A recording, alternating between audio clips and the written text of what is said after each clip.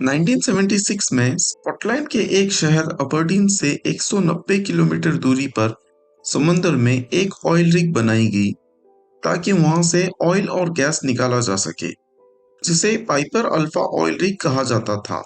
इस रिग का वजन हैरतअंगेज तौर पर 20,000 टन था और इसकी हाइट समुद्र के ऊपर से 90 फीट थी, जबकि इसका बाकी हिस्सा समुद्र के अंदर बड़े बड़े कॉलम्स के जरिए 750 फीट नीचे समुद्र में फिक्स किया गया था। ये रिग बड़ी और मजबूत होने के साथ साथ समुद्री तूफान झेलने की भी काबिलियत रखती थी।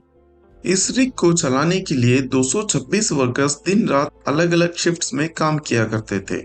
पाइपर अल्फा अपने टाइम की एक एडवांस और हाईटेक ऑयल रिग होने के साथ साथ ज्यादा ऑयल निकालने वाली रिग भी थी, जो कि अपने अच्छे दिनों में 3 लाख बैरल्स ऑयल निकाला करती थी। अल्फा रिग एक कामयाब प्रोजेक्ट था, इसीलिए कुछ दिन बाद 1980s के दौर में अल्फा रिग से नेचुरल गैस भी निकालना शुरू कर दिया गया। अल्फा रिग का काम ऑयल और गैस निकालना था, जिसे प्रोडक्शन डेक पर किया जाता था। अल्फा रिग के डेक पर और भी मॉड्यूल्स इंस्टॉल किए गए थे, जिसमें मॉड्यूल ए ऑयल और गैस को पंप करने के लिए था और मॉड्यूल बी और सी ऑयल और गैस को प्रोसेस करने के लिए, और मॉड्यूल डी में हैवी जनरेटर्स थे, जिसके जरिए सिस्टम्स को और पूरी ऑयल रिग को इलेक्ट्रिक पावर सप्लाई दी जाती थी। एक ऑयल रिग में रेगुलर पार्ट्स की चेकिंग बहुत ही ज्यादा जरूरी होती है, जिसके लिए रिग पर ही पूरे रिपेयरिंग स्टाफ का रहने के लिए भी इंतजाम होता है। ये इंतजाम ऑयल रिग पर छोटे छोटे कंपार्टमेंट्स की शक्ल में होता है, जिसमें वर्कर्स आराम करते हैं, खाते पीते हैं और उनके लिए एंटरटेनमेंट का भी इंतजाम होता है, क्योंकि ये वर्कर्स समंदर के बीच में रहते हैं, जहां आसपास ना तो आबादी होती है और ना ही कोई शहर। इस वजह से वर्कर्स को ये सारी फैसिलिटीज दी जाती हैं। 6 जुलाई 1988 एक ऐसा दिन था जो तारीख में इन वर्कर्स को और पूरी दुनिया को याद रहने वाला था। इस दिन वर्कर हर रोज की तरह अपने काम पर लग गए। सुबह के 7:45 पर मेंटेनेंस स्टाफ ने एक ऑयल पंप की मेंटेनेंस करने के लिए डॉक्यूमेंट पर परमिशन मांगी, तो उन्हें डॉक्यूमेंट प्रोसेस के बाद परमिशन मिल गई।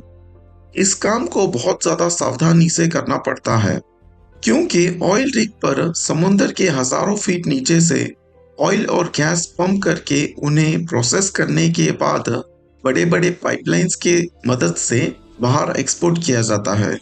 इसमें सेफ्टी का ध्यान रखना पड़ता है, क्योंकि ये क्रूड ऑयल और नेचुरल गैस आसानी से आग पकड़ सकते हैं।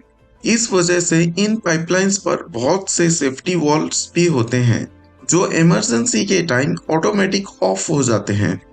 ऑयल को समंदर से पंप करते टाइम 2 मोटर्स का इस्तेमाल किया जाता है, जिनमें से एक टाइम पर एक ही मोटर से काम लिया जाता है, जबकि दूसरी मोटर को सिर्फ बैकअप तौर पर इस्तेमाल किया जाता है। इन मोटर्स को हम आसानी से समझने के लिए ए और बी का नाम देते हैं। किसी वजह से पहली मोटर ए खराब हो जाए तो फौरी तौर पर दूसरी मोटर बी स्टार्ट की जाती है। ठीक दोपहर के 12 बजे मेंटेनेंस टीम दूसरी नंबर की मोटर बी की मेंटेनेंस से पहले उसके पंप को खोल रही थी, क्योंकि उसे रिपेयरिंग की जरूरत थी, लेकिन किसी वजह से उसका काम मुकम्मल नहीं हो सका। अब शाम के 6 बज गए थे, तो टीम ने मोटर बी के काम को अगले दिन की लिस्ट में डाल दिया, और इसमें कुछ परेशानी भी नहीं थी, क्योंकि मोटर ए का पंप अच्छे से काम कर रहा था, और अगर कुछ प्रॉब्लम होती तो भी इमरजेंसी वॉल्व्स ऑटोमेटिक ऑफ हो जाते। अब सुबह की शिफ्ट खत्म हो चुकी थी और शाम की शिफ्ट वाले वर्कर्स चार्ज ले रहे थे।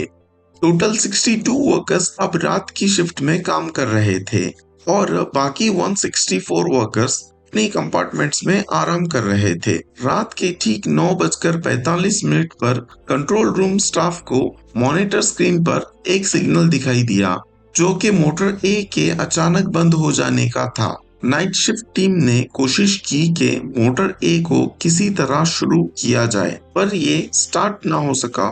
अब अगर किसी तरह से मोटर स्टार्ट ना हुई तो 30 मिनट के बाद ऑटोमेटिक सेफ्टी सिस्टम पूरी ऑयल रिग के प्रोडक्शन सिस्टम को ऑफ कर देता।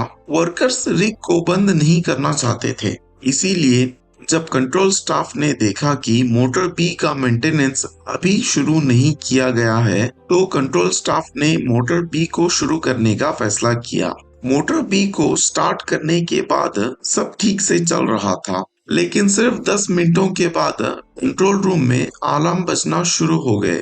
ये अलार्म गैस लीकेज के थे। अब कंट्रोल रूम स्टाफ को पता चल चुका था कि रिग में गैस लीकेज हो रही है, लेकिन इससे पहले वो कुछ सोच पाते, एक धमाका हुआ और रिग में आग लग गई और फिर कुछ ही सेकंड बाद दूसरा धमाका हुआ। इसके बाद वर्कर्स में हलचल मच गई। कुछ वर्कर्स पानी में कूदकर अपनी जान बचाने लगे और कुछ वर्कर्स रिग में ही फंसे हुए थे। कुछ ही देर में ऑटोमेटिक सिस्टम ने पूरी रिग को ऑफ कर दिया। अब रिग आग में जल रही थी और लग ही रहा था कि सब कुछ रुक गया है, लेकिन एक और जोरदार धमाका हुआ और रिग ने अपना संतुलन खो दिया और पूरी रिग जलते हुए समुद्र में गिरने लगी। आग और काले धुएं के बादलों ने आसमान को घेर लिया था। इस वजह से हेलीकॉप्टर का आना मुश्किल था, लेकिन सी बोट्स के जरिए वर्कर्स को बचा लिया गया। इस रिग को पूरी तरह से तबाह होने में पूरा 1.5 घंटा लग गया। इस पूरे हादसे में 167 वर्कर्स ने अपनी जान गंवा दी। 59 वर्कर्स मुश्किल हालात में अपनी जान बचा पाए। 6 जुलाई 1988 ये दिन तारीख में एक दर्दनाक हादसे के रूप में लिखा गया। अब ये खबर आग की तरह पूरी दुनिया में फैल गई।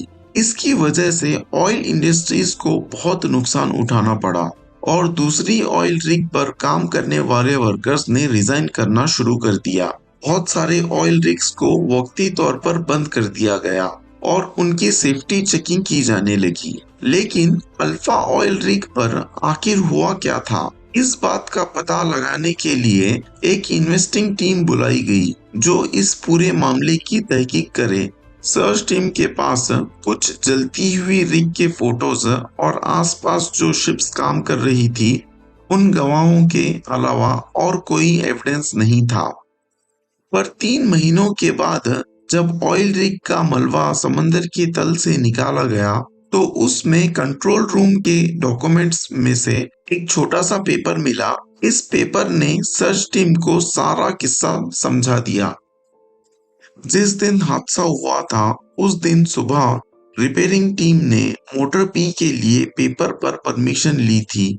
उसके साथ ही मोटर पी के सप्लाई वॉल की भी रिपेयरिंग के लिए एक अलग से पेपर पर परमिशन ली गई थी। सर्च टीम को जो पेपर मिला था वो यही था। नाइट शिफ्ट में जो वर्कर्स काम कर रहे थे उन्होंने सिर्फ मोटर बी का पेपर वर्क देखा था, जिसमें मोटर का काम अभी शुरू नहीं हुआ था। लेकिन सप्लाई वॉल को खोलकर वहां एक मेटल प्लेट लगाई गई थी। ये वाला पेपर उन्होंने नहीं देखा जिसे सुबह की शिफ्ट वाले करके गए थे। अब इस बात से अनजान नाइट शिफ्ट वर्कर्स ने जैसे ही मोटर बी को स्टार्ट किया तो पाइप में से गैस लीक होने लगी और 10 मिनटों के बाद मेटल प्लेट को फाड़कर तेजी से बाहर निकलने लगी और उसमें धमाके से आग लग गई। इसके बाद आग ने तेजी पकड़ ली और आग दूसरे मॉड्यूल्स में फैलने लगी, जिनमें गैस और क्रूड ऑयल स्टोर था। और फिर ऑयल से मिलते ही दूसरा धमाका हुआ। उसके बाद आग ने गैस पाइपलाइन को डैमेज किया, जिसकी वजह से तीसरा धमाका हुआ, जो कि इतना बड़ा और जोरदार था कि रिग की फाउंडेशन को ही हिला दिया, जिसकी वजह से पूरी रिग समुद्र में जलते हुए गिर गई। इस एक छोटी सी गलती से ऑयल इंडस्ट्रीज को $2 बिलियन का नुकसान हुआ और बहुत से वर्कर्स की जान भी चली गई, और जो बच गए वो इस दिन को एक बुरे हादसे के रूप में याद करते हैं जिसमें उन्होंने अपने भाइयों और दोस्तों को खो दिया। स्कॉटलैंड के शहर अबरडीन में इन वर्कर्स की याद में एक आर्क बनाया गया है, जहां इस हादसे में मरने वाले वर्कर्स की फैमिलीज जाया करती हैं। उम्मीद है दोस्तों आपको हमारी ये वीडियो पसंद आई होगी। चैनल को सब्सक्राइब कीजिए ताकि आप तक हमारे लेटेस्ट वीडियोस पहुंचते रहें। हमारा वीडियो देखने के लिए आपका बहुत बहुत शुक्रिया।